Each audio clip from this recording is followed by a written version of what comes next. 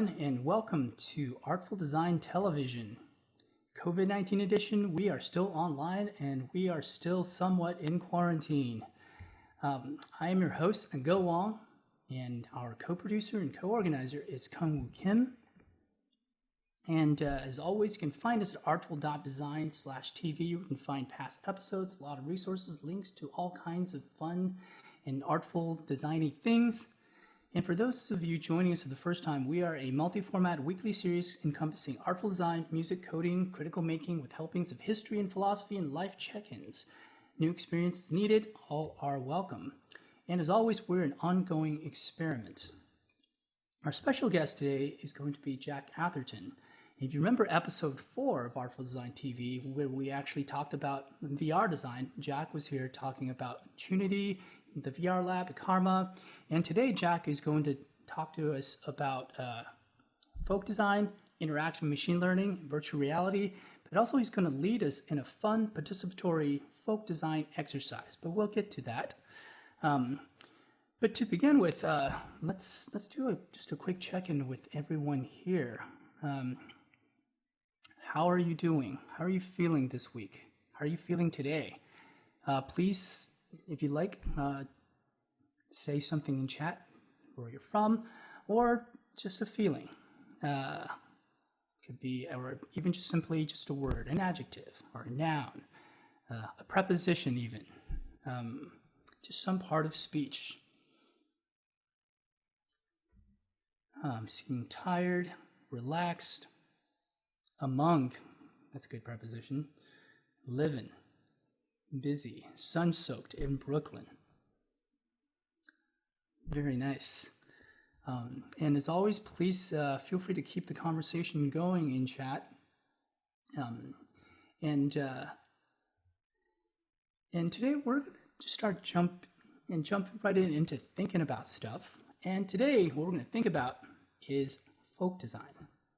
And perhaps the first question of folk design is, well, what is it?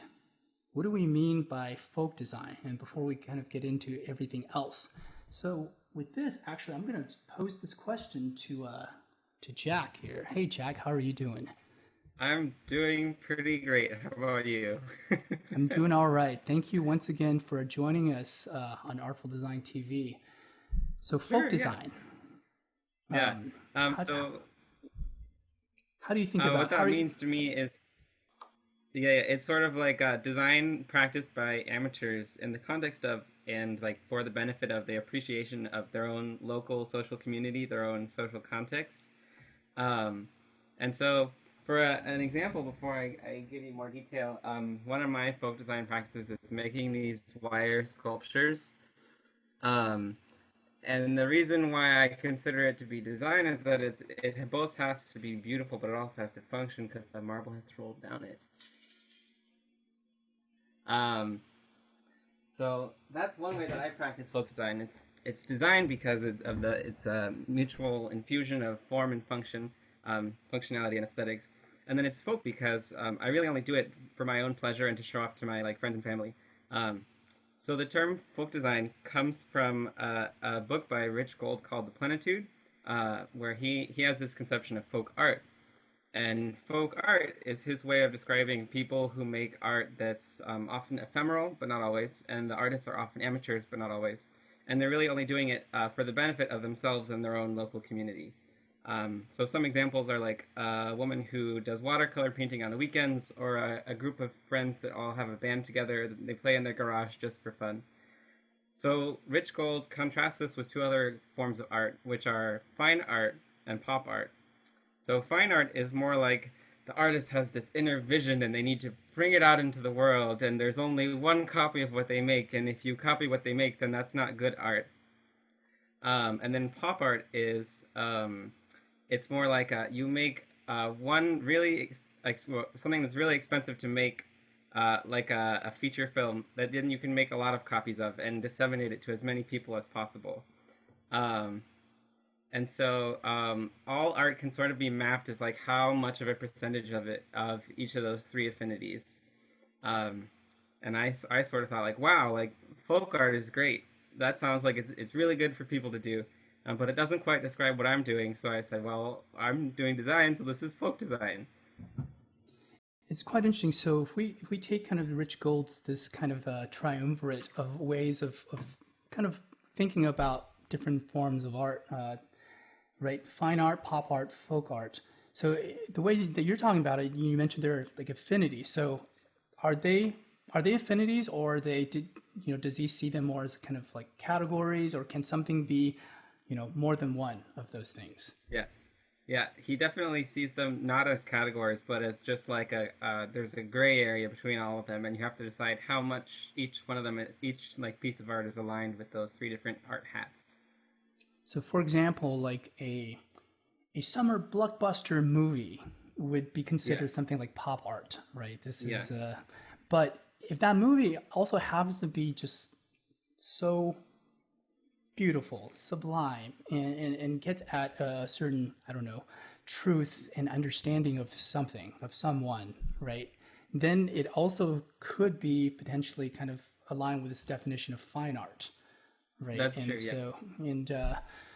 Um, so what about other kind of, are there other examples where, I don't know, like could something be pop art and folk art at the same time? Like it seems like those two are almost like antithetical to each other. Yeah, he gives an example of sort of like the mid 1900s folk music revival as something that was both grounded in like communal values, but also ended up being mass marketed. So that's a really good example of something that's in the gray area between pop and folk art.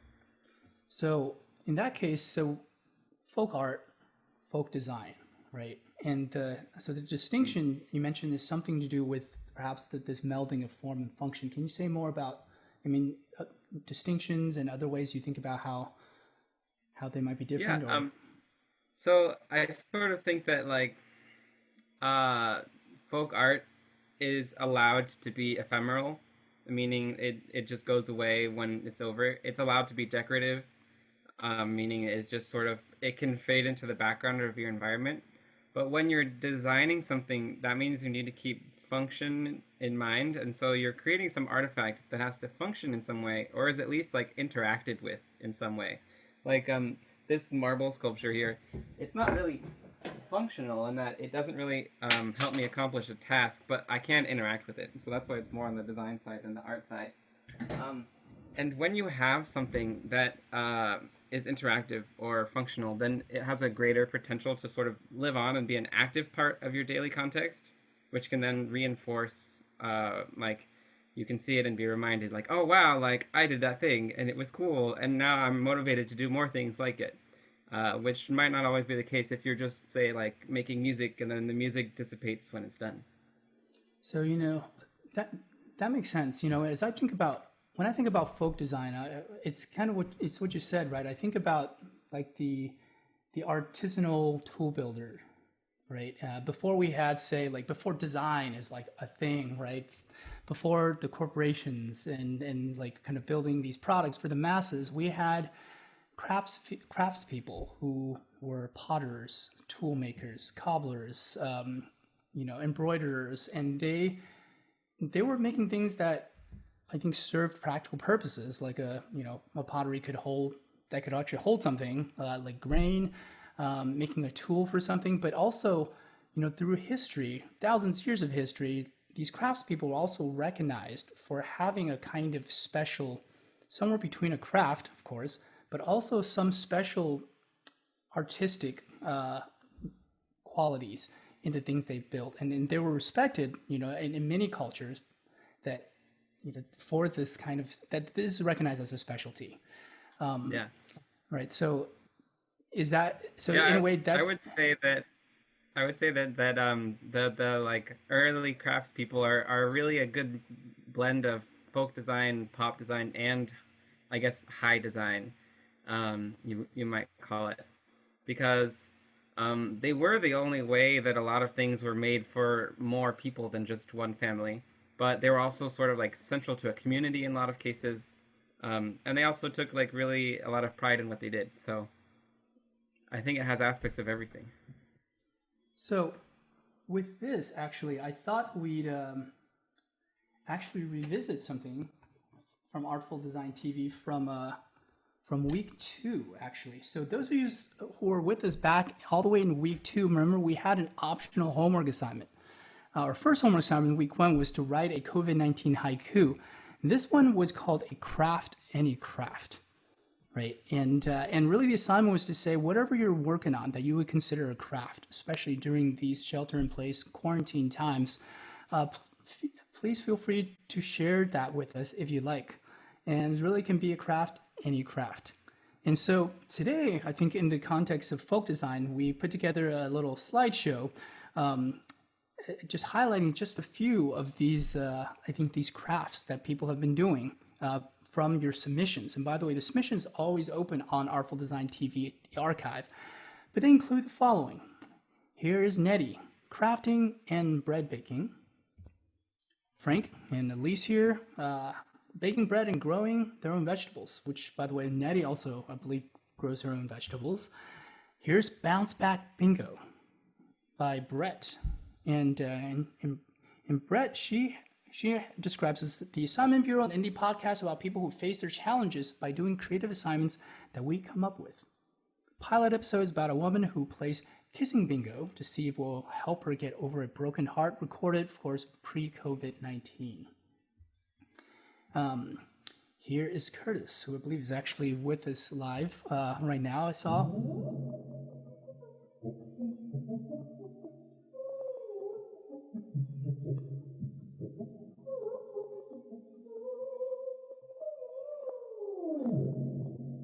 Very cool. Stylish tablet interface for music to handmade mask by Anna Paula. And beautiful and safe handmade mask is recommended by researchers at the Federal University of Santa Catarina, Brazil. Beautiful. Humanity by Dario. I started on this one years ago. When I eat chocolates, I keep the wrappers to later form them into little humans that then put into a jar. The piece is called Humanity. Is a reflection on using up all the space and resources from this planet. And some of these I think could be folk art, some of these could be folk design, and some of them maybe could be both. Here is a kind of a poetry challenge that Niha has been doing at that point. Day 13 today, and so far I've written 13 poems for each of the prompts given on WRIMO.net.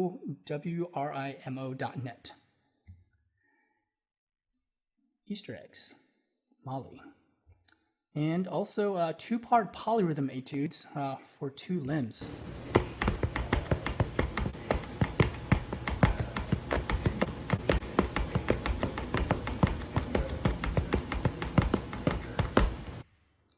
Bamboo boxes for self-made electronic music device. Very beautiful. And I think this is a bit of, this is definitely folk design, I think, by the definitions we've given. How to walk your dog on a rainy day if your chihuahua passionately hates to get wet, by Mariko. So we got lightweight stick, any kitchen utensil attached to the tip of the umbrella handle attached to the dog harness with a rubber string for precise manipulation, and economic solution for the rubber string. So this is very much folk design because this does serve a function. It really is like addressing, I think, a need that you've observed, but it's folk in the sense that this is really made for the family, including the Chihuahua. So very cool.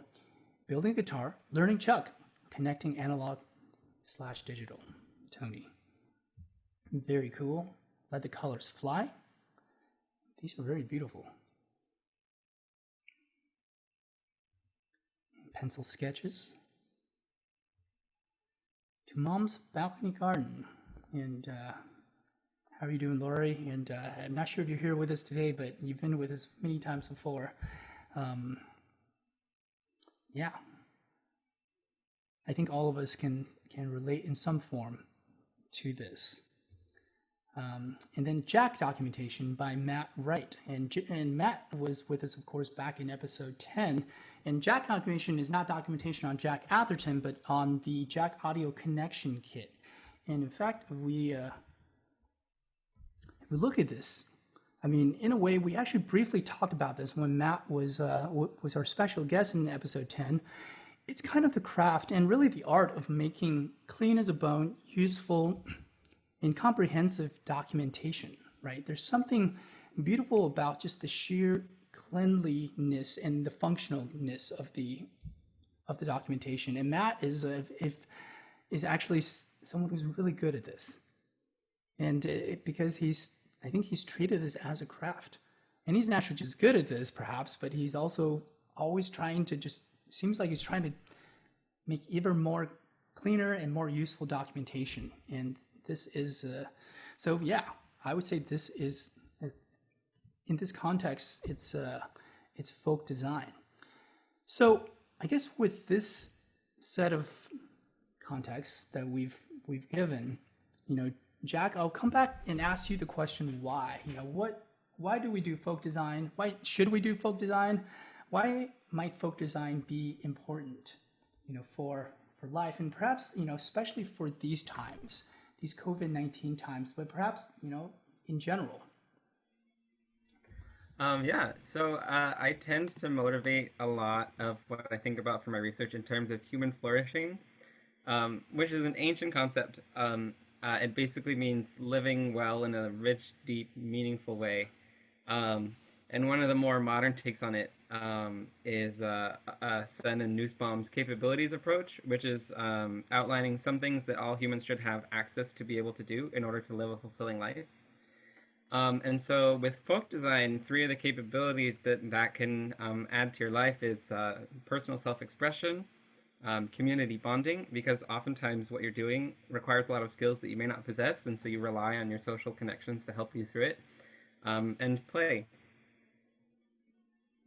Fantastic. So, I mean, and I think, the capabilities theory is actually super, it's something that I feel like is a really powerful lens to look at this idea of flourishing, especially in a way that I think actually goes back all the way to the ancients, to Aristotle, but also takes into account kind of, I wouldn't say recontextualizes, but it certainly articulates, like a, kind of a evolved lens, right? Some of the other capabilities as these prerequisites for flourishing, I believe they include things like, treating other peoples as ends in themselves, and never as never as a means to an end, right? And then there is kind of this idea of having a plurality of values. Some things that, if you look at our society today, these seem to be in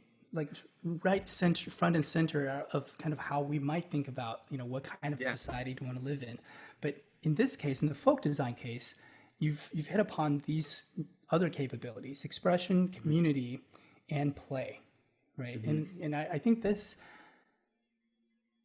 and all of this is kind of in this context of human flourishing as kind of this reason to do folk design, right? And how would this interface with something like, I don't know, like other schools of design? So we've talked about everything from human-centered design to, we're still exploring what in the world is artful design, what makes design artful.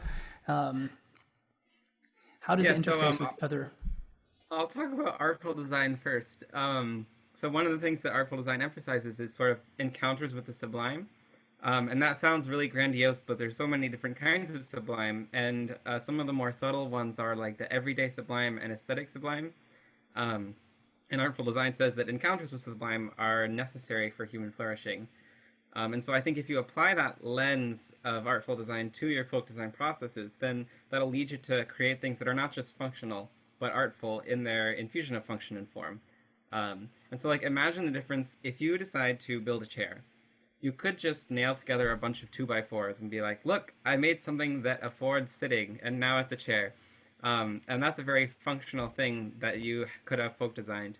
But if you instead make a rocking chair that has an elegantly sloped back and these ornate armrests, then that's much more similar to an artful design approach. And I think that having that live on in your daily context is supporting your flourishing much more than the ugly yet functional 2x4 chair.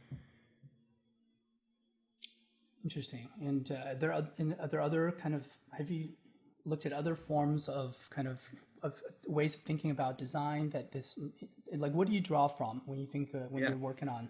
Because Yeah. I kind of know the answer to some of this stuff because, this is, we've been working together on this for some time. And I must say, as your advisor, I feel like, well, anyone who's been advised by me knows that I don't really advise so much as actually be advised by my students. So I've learned so much from you, Jack, about kind of how you've been thinking about this, and especially as this COVID-19 time has been unfolding and it continues to unfold. I've certainly gained like this new and even deeper appreciation for how you've always thought about folk design, right? But tell us about kind of more of like how do you contextualize this and other ways of. Yeah. So there's another design framework called positive design. And the stated goal of that framework is supporting subjective well-being, which is very similar to human flourishing. You can get into the nitty-gritty where like the capability approach is really more objective because you can objectively say like, can this person have political participation or not? But subjective well-being is getting more into like, it's really fuzzy knowing whether someone is flourishing and having someone know for themselves whether they're flourishing, but it's still possible to reason about it. And so they have these three branches of things you want to support. One is designed for pleasure, so experiencing positive emotions. Another is designing for personally meaningful goals, so having people set goals and achieve them, which is challenging work, and that's sometimes at odds with having positive emotions because of how challenging it is to meet a goal. And then the third branch is living virtuously or morally. So those are more objective, like societally valued things, like curiosity and wisdom and transcendence and humor and play, that sort of thing. So where folk design compared to folk art can really help in a way that's illuminated by positive design is with this idea that you're creating functional or interactive objects that live on in your daily context. So they can remind you by their existence not only that you've achieved personally meaningful goals in the past, but also encourage you to set new ones and to keep going. And then positive design also sort of emphasizes this tension between balancing pleasure and achieving goals, because those are often really at odds with each other. And that's something that's very clear in folk design, especially in my own folk design processes. Like I bend all that wire by hand, and it can be very frustrating sometimes. So just that sort of lens to remember that there's a balance there can help with folk design practices. Thank you, Jack, and also for so eloquently, pulling together all these different ways of thinking about design, but also showing that I think there are a lot of similarities, actually, that are some common threads that run through them. So before we have you lead us in this group folk design exercise, I thought I set the tone with just one more thing, and that is something that I grew up with watching on actually PBS, and it's none other than Bob Ross, who if you watch his Joy of Painting, you'll know, well, many of us have, right? And in a way, we didn't do a dance day as we often do, but we will come back. We will do the dance in future week. But I thought today we kind of have this moment of Zen, where we kind of channel a bit of Bob Ross, which I think gets at this idea, perhaps at the intersection of folk art and folk design. But this is really about kind of this ethos and the importance of cultivating your own well-being, and through a kind of artistic expression, right? And whether it's and there's just, so with this, actually, I thought I'd show you, for those of you who have seen this, actually, this is the very first episode of The Joy of Painting. Hi, I'm Bob Ross, and for the next 13 weeks, I'll be your host as we experience the joy of painting. I think each of us, sometime during our life, has wanted to paint a picture. I think there's an artist hid in the bottom of every single one of us. And here we will try to show you how to bring that artist out, to put it on canvas, because you too can paint almighty pictures. We have avoided painting for so long because I think all of our lives we've been told that you have to go to school half your life, maybe even have to be blessed by Michelangelo at birth to ever be able to paint a picture. And here we want to show you that that's not true, that you can paint a picture right along with us. Each week we'll use the same colors, we'll use the same equipment. So if you have your brush and palette ready next week, you can paint right along with us. I'd like to go over some of the equipment that we'll use before we start. The brushes that we use. I'll be using very large 2.5 inch and 1 inch natural bristle brushes. Now these are natural bristle. Be sure you don't start with a nylon brush. So he really, as you can see, he's really making the tool set also something that's, you know, a very minimal set. But it's this idea that, you know, it's actually about like each of us and how we actually, you know, are actually capable of unlocking this this personal creative potential, right? And so, I'm just putting a little Prussian blue. by the way, he said over the next 13 weeks, he would go on to do 11 years across 30 some seasons and like over 400 episodes of Joy of Painting. Now, later in the episode, he, you know, you can kind of really see, you know, I mean, watching Bob Ross, right? If you've seen Joy of Painting, there, like every episode, it's like, there are times where you're like, oh, wow, that looks like nothing. What is he doing? He's just kind of like putting colors there. And like, I don't know, like 30 seconds later, you're like, oh, that's so perfect. But here he talks about, well, let's let him.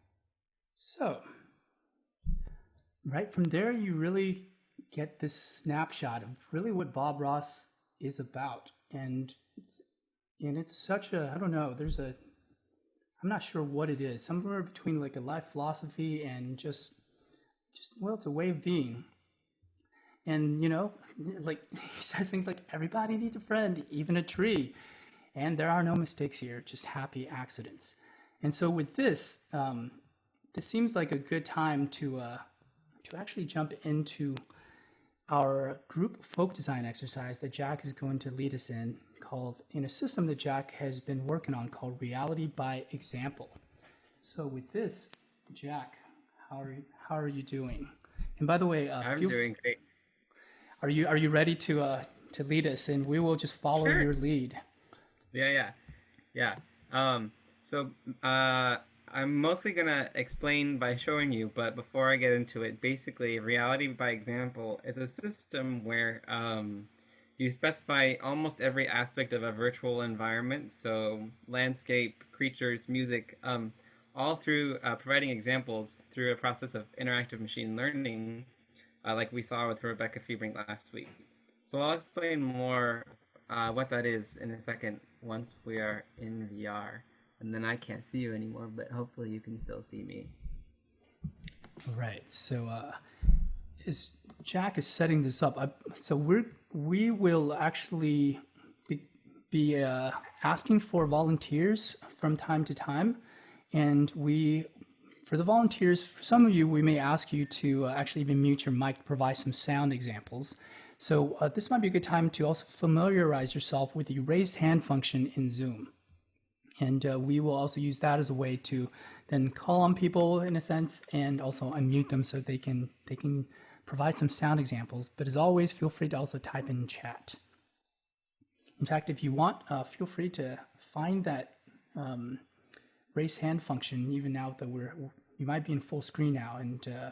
And yes, raise hand features in the participants window. If you go to the bottom of your screen, there should be a participants button. If you hit that, then a panel will open up and you should have access to do things like raise your hand.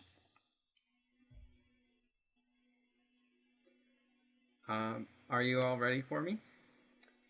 I think we are, Jack, and we are now in kind of the formless void, but with Yes.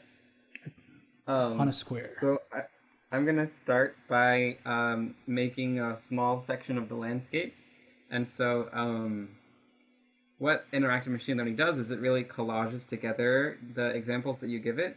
And so the examples here for the height of the terrain are going to be, I'm going to specify at one horizontal location how tall I want the terrain to be. So I'm going to start by raising this up here. Now it has exactly one example of how this section of the world should look. And so the system's best guess of what I mean by this example is that everything should be that high. And I'm going to think to myself, well, okay, what I'd really like to see is maybe sort of like a mountain, so I'm going to say that it's going to be higher over here, and I'll just raise that up. And now I'm looking down and I see, oh, that isn't quite what I meant. It's now high most places, so that doesn't matter. I'll just provide another example down here that's lower. As I start to do this, you can see that the landscape is starting to take shape. So now I've got this little hill thing. And I think, okay, that looks pretty close. It's not quite what I was envisioning, but it's actually kind of cool, so I'll stick with it.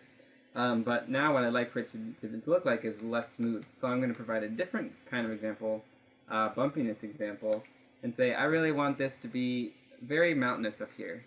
Looks like 90% mountainous is this example. So now it's added this, this satellite data, but it's added it all over this tile, and I think to myself, well, I don't want it to look like that down there.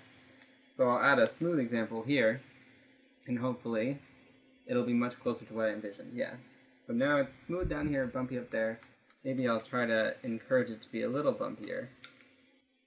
So Jack, so make sure we're all kind of on the same page here. So what you're doing here is basically, so last week when we had Rebecca Fiebring on the show, we were talking about interactive machine learning. In this case, you're doing very much what she was talking about, right? In fact, this is using software that she helped to build. It's RapidMix. In this case, this is not Wekinator, but another one of Rebecca's software. And here you're providing examples of terrain height at different points on this XZ grid, right? And in a way, the system, the model you're training is actually predicting what the terrain height is across this entire region that we now see basically in green. With, as you've said, it basically gives a reasonable interpretation with happy surprises. And if you don't like it in some part, as you've shown us, you're able to go back and provide a different example, right? That's kind of what we're. So yeah, that's exactly what's going on. I guess if you have any questions, you can post them in the chat, and I can answer them as they come up. But right now, what I'm going to do is move on to the sort of last stage of the terrain, which is deciding how it should be textured, how it should be colored. And so I'm going to say, well, maybe I want it to look more like a beach over here. So I'm going to say, place an example of a color and then have it be white. But now the system thinks that I want everything to be white. So I'll say, actually, what I really like is for it to be green up here. And you sort of go along placing examples until it does what you like. Maybe I want a little red over here. So now I'm going to go up high and look at how it's doing. And I think it's really trying to mix the colors too much. So I'm going to add more green up here.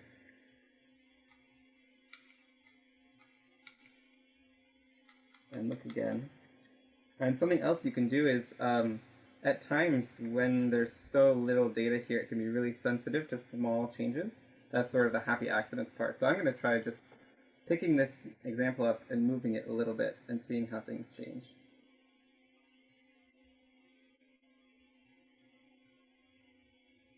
Okay, I sort of like that.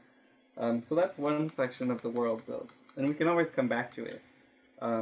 But for now, maybe we can take a suggestion on what we want to do with the second tile here. Maybe something involving water.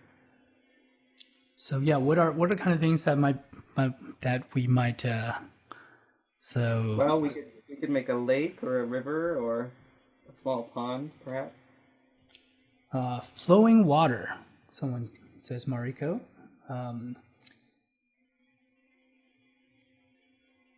Okay, yeah, let's do a river then. I'm gonna try to move it from sort of here out to there. So I'm gonna start by placing some low examples along where I want the river to go.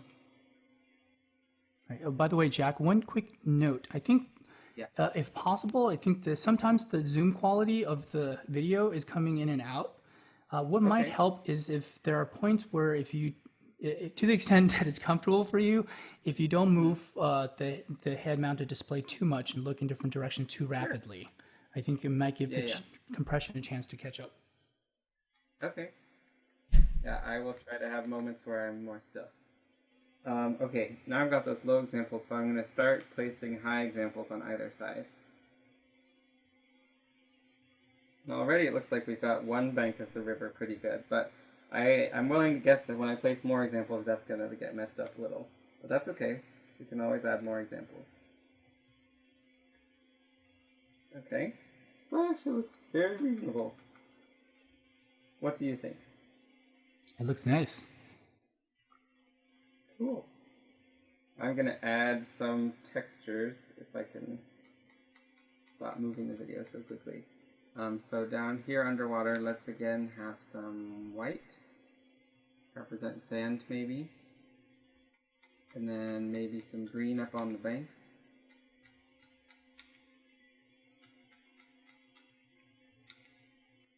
So for those of you also seeing this first time, these cubes that you're seeing occasionally, those are representative of the examples that Jack is providing. And the nature of those examples really depends on kind of what he selected through this menu. Some of them is terrain height, some of them is the texture, and soon they're going to be controlling musical parameters and other things for the animals. So just a quick note for those of you wondering what are these cubes. And here it's actually the bumpiness of the terrain. I just placed a little hill example because I wanted a little bit more of a rippling effect with the edge of the water here. Right. And this is a different way, for example, to model terrain, right? I mean, you could certainly like directly manipulate the heights of things, and there are a lot of terrain creation tools out there. But this is kind of terrain creation by sort of by example, not so much like make a terrain like this here, but rather, you know, you're kind of giving examples of the different parameters at different points throughout the region. Mm-hmm.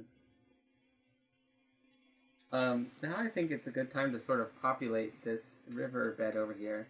So I'll start with some little coral plants. And these are one of the few things in RBE that doesn't require interactive machine learning. And the reason for that is it's really easy to translate from someone's intention of like, I want a plant to be here, to just put a plant there. But what the interactive machine learning is much better for is translating, well, I want the height to be here, here. There's a lot of not here in between those examples. But we can very easily, very quickly just place some little coral here. That looks pretty good to me. Nice little dusting. And now what I'd like to do is to create a fish that will swim between this coral. And so to remind you of a metaphor from Rebecca's talk last week, she was explaining, like, if you want to teach an alien how to wave hello at someone, you're not going to tell it, okay, well, first hold your arm at this angle and then like alter the angle between 30 and 70 degrees back and forth. You're just going to do a demonstration of it. And so similarly, I'm going to animate and make this fish make sound by demonstrating with my own hands and my own voice how it should do those things. So as you're moving your hands, which have controllers in them, the fish is actually, the fins are moving. Yeah. So I haven't been recording yet. I'm about to record an example, and then the fish will start swimming according to the knowledge it gained from me. So I'm just going to make some silly fish noises. Glub, glub, glub, glub, glub.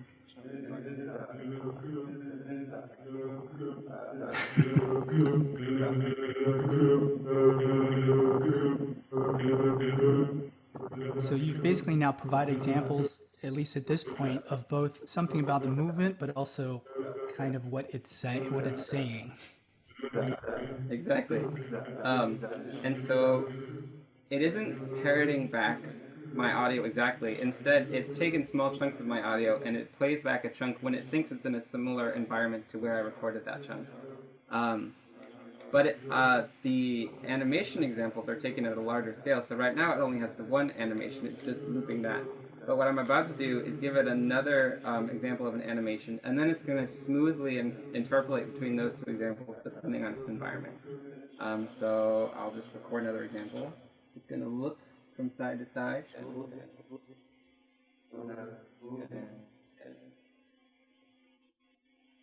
I think it's time to get this fish a name. Yes. Awkwardly type on my keyboard without seeing it. How about Jackfish?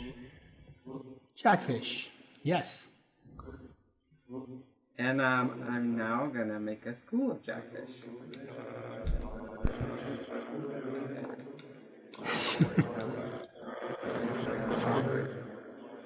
So, for those of you wondering how what's happening with the sound, right? Jack provided the example, and this is actually using a computer music technique called granular synthesis that's granulating and reconstituting these grains back into a stream of sound. This is done actually in Chuck, running inside Tunity is a plugin to Unity.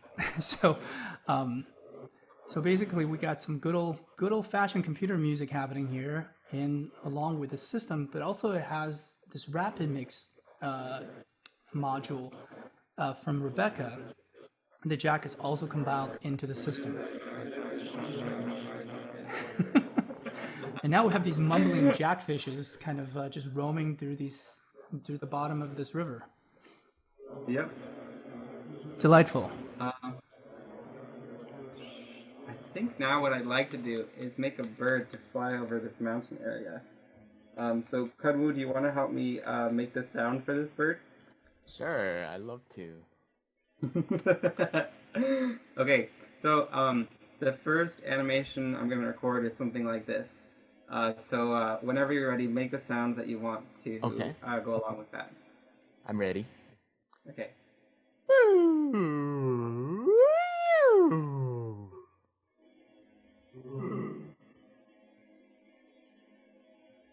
Sometimes it decides to talk and sometimes it doesn't.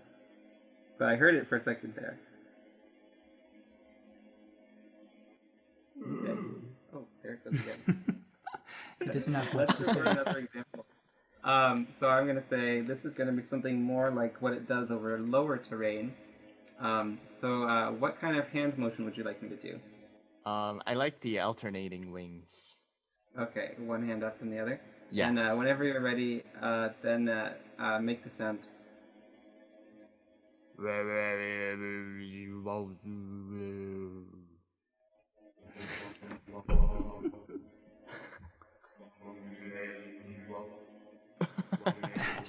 So that's the thing about interactive machine learning, right? If you're not happy with the current result in some way, well, you just give it more examples, right? So you always have a chance of shaping the system into something closer to what you are going for in the first place. Hey Karu, what color and name do you want your bird to have? I like. Can I have a red bird? Yeah. Okay. And I just like my name on it, Kunwu.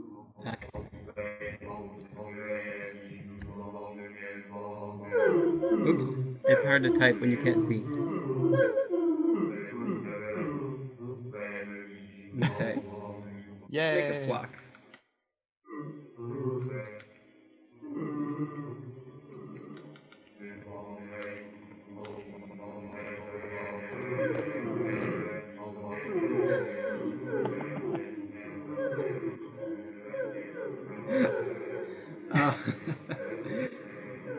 So maybe now is a good time to add some background music. I'm thinking, how about we make some music that, as we come in through the river here, sort of gets more and more complex and interesting and activated. So to do that, I'm going to provide musical examples. I'll start with giving a volume example. So now the system is just using its default music at 38% volume. I'm going to say I want it to be a little slower in BPM. And the timbre a little bit less bright. And then let's do a density as well. A little bit less dense. And then chords are one of the few things that's a classification instead of a regression. So you're just picking between a few options instead of a more continuum, like almost everything else in the world. So we'll leave that on the default here. Then I'm going to go to the other end of the river and place a few more examples that are sort of opposites of those. So we'll have a faster tempo, different chords, a little more dense, and maybe a brighter timbre. And now what I'm going to do is fly or glide along the river, and we can hear the difference in between those two. Again, this kind of reasonable interpolation with happy surprises. Mm-hmm.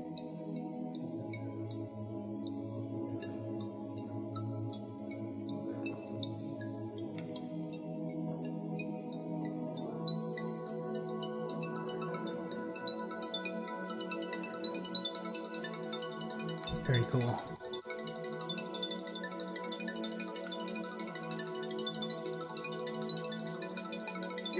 I think it's a little over there. Turn down the tempo a little. It's the music for going out to sea. And even though I've only placed examples over here, it's learned a mapping for the entire world, so it's going to sound different over here. It might sound the same everywhere else.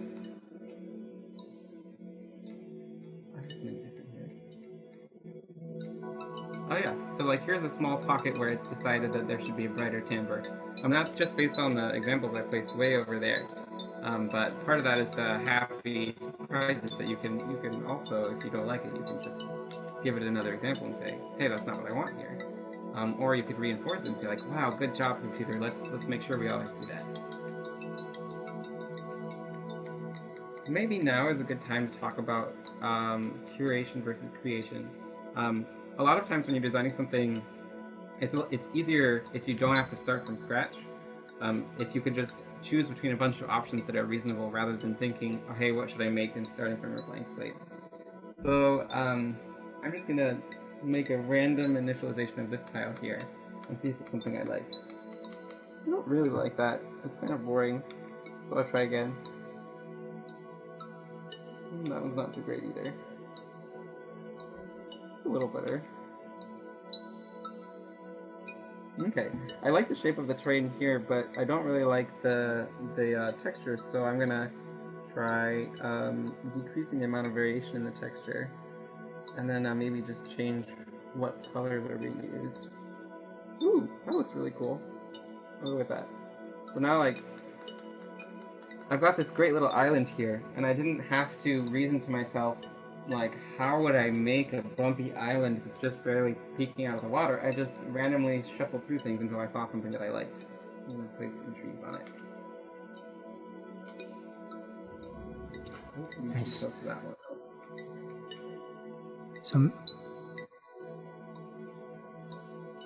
So there's some questions over chat, Jack. Oh, yeah? I don't know if you want. So does this also actually create the design assets in Unity project? Is one question. Another is actually about the quote, the so-called reinforcement that you added, because you liked what the music was doing at that point. Is that adding another similar example to the training set, or increasing the weight, so to speak, of the good example? It's the former, right? It's actually just another example. Yeah, it's just another example. It's sort of the system based on the prior examples was already doing that, but you added another example to say like, hey, this is something that I explicitly want instead of just an implicit reaction to the other examples. Mm-hmm. As far as creating Unity assets, yeah, like these are based on Unity terrains, and so when you exit the scene, they have all the memory of everything you did to them, and you could just use it in another project. You can also, that's not what I do, I just save the examples and then I relearn everything from scratch from the examples when I reload, like when it crashed earlier. So you could also do that if you wanted to preserve your ability to edit it in this example-based way later on. I like this tree island, by the way. Thank you. Shall we, what do you think about more birds? Shall we try to Sure, yeah. see what... Do we want to take a volunteer from the audience to raise their hand and provide the sound for us? Yeah, let's see. Do we? Anyone would like to volunteer their sounds as an example? And also, you can. Also, you I'm get gonna to randomly remote control generate Jack that. and tell him how to move. Please raise your hand. Yeah, please feel free to raise your hand. While Jack is also fleshing out the terrain a bit. And you can literally make whatever sound you want. Like it's just gonna go into the granulator. There is no expectation of quality. Clearly, I'm Yeah, not there's- an expert at making bird sounds. Yes, and there are no mistakes here. Happy surprises, happy accidents.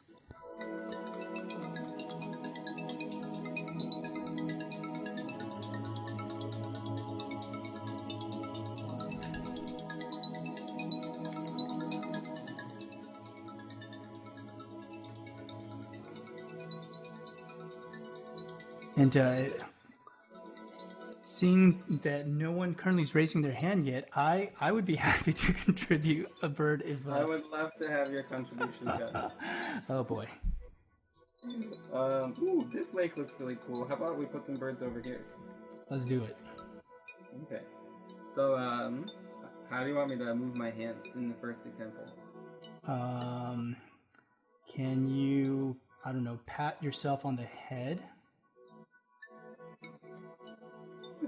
Yeah, I like that. Do the kind of like a disco. Okay. Yes, that's good. That's good. I want to be that. Okay. Okay, I will start the recording whenever I hear your sound. All right, here we go.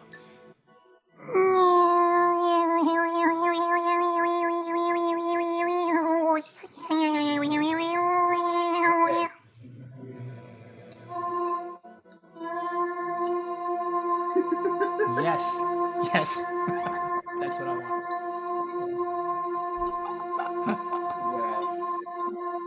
Wow. Let's record another example over up on the top of this mountain. How should I move my hands this time? Like you are pounding your chest. 'Cause that's what birds Okay. do when they're Okay. flying. Right. Yes. Okay. I'm ready when you are. Do you mean for the sound? Yes. He's a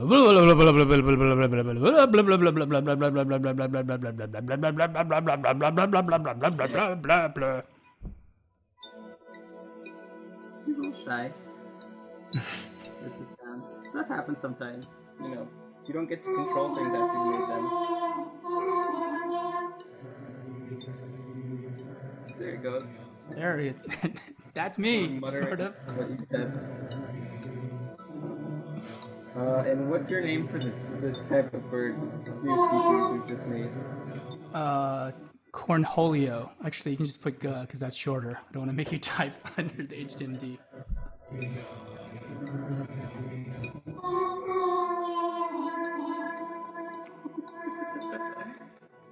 Okay, I'm There gonna I put am. more of you over here. Yes, I want more gubbirds. Oh, everybody needs a little friend, even the gubbirds.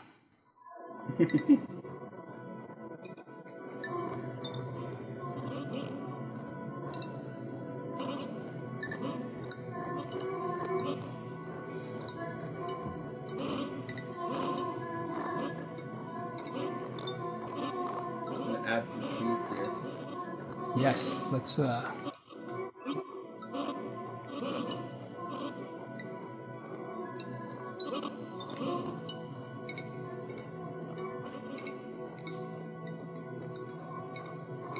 And then I think what I'd like to do is just fly around with one of these birds for a little while.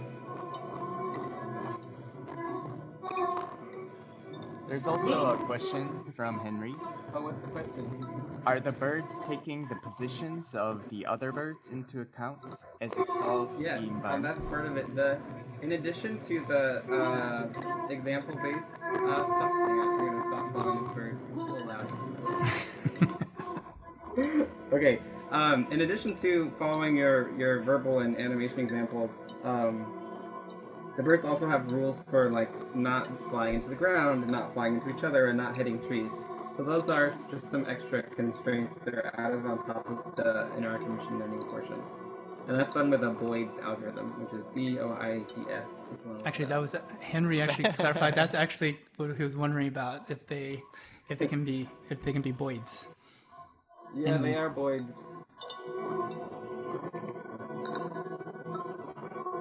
Yeah. Any other questions, suggestions, things that you want to see in the in this place? Do we get to name this whole this whole place? I mean, we just created this in like, huh?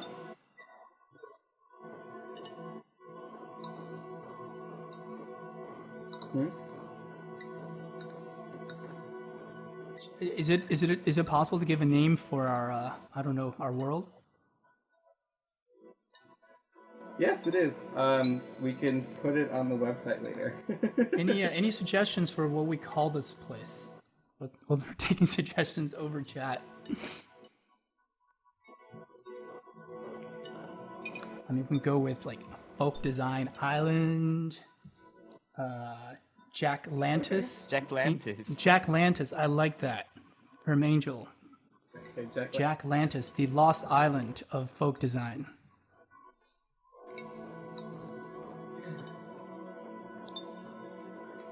I'm just gonna spend some time flying around our world now. Yay. Yes. You know,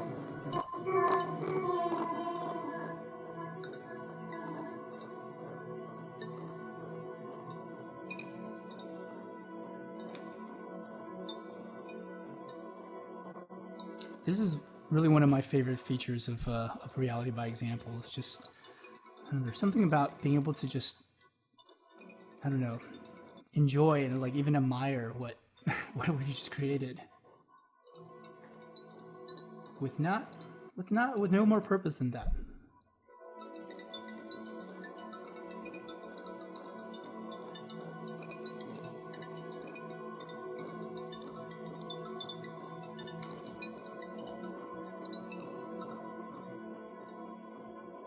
Is that the island you created? Yeah, this is my tree island. Nice. And so, I mean, we created this in what? In like 15 minutes, maybe? 15, 20 minutes? Yeah. I mean, this really is kind of like Bob Ross, right? Like in about 20 to 30 minutes, you create. And Mariko comments that she feels free watching this. Will ever be nighttime, it is asked, over Jack Lantis. Maybe in the future when that is programmed as a feature. Currently, it is always day. In fact, Yeah. Jack, as you're flying through, we prepared something here. I was wondering if, just for the memes, what if we provided like a totally different soundtrack to the flyover? Yeah, okay. And for this, actually, if you want to, I thought we mute it. used something that many people might recognize, and that is none other than the intro music to Game of Thrones. Since I sense some, I don't know, similarity to just flying over landscapes, as seen in the opening sequence of Game of Thrones. So let me know when you're ready, and I'll try to start the music. I am so ready right now. You're so ready? All right, everyone, let's do this. It's Jack Lantis, Game of Thrones.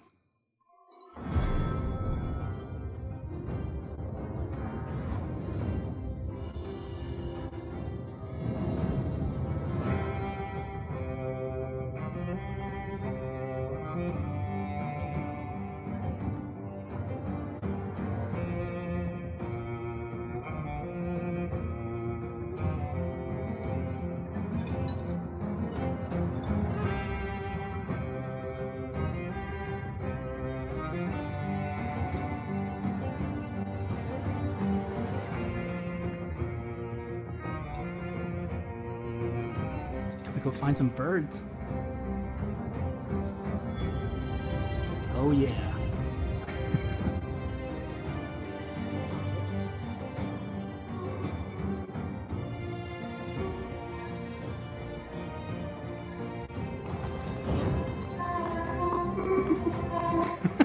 That's not...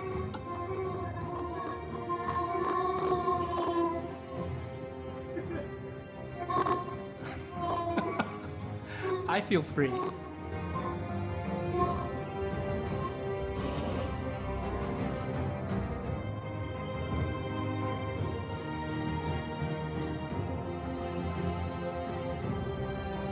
Oh, it's beautiful. Jack Lantis.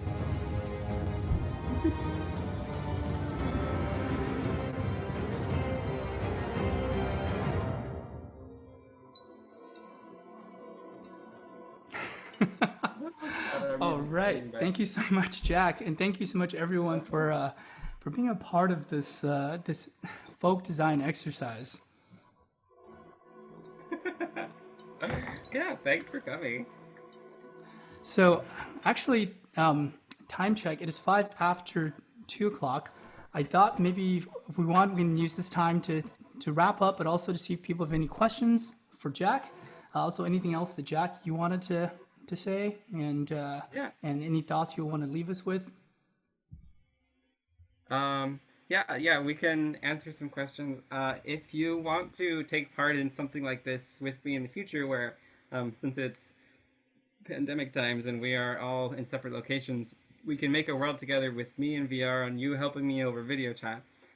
Then send me an email. I'll put my email address in the chat here, and we can work that out. And then otherwise, I'm happy to answer any more questions. Yeah, and I mean, Jack is actually doing really interesting work both in building these systems and thinking about what they mean, and also ethnographic work and trying to understand how people engage with these systems really in the contexts of folk design and the related ways that he's been thinking about this. So it's a lot of fun, actually, in and of itself, to actually work with Jack on this. So I highly recommend it. Any further thoughts from anyone out there? I mean, like the any crafts assignment is still available on the archives. And also, Jack, you mentioned that this is going to, there's this world Jack Lantis that we just all created together is going to live on virtually, and it's accessible from a web page, or at least will be.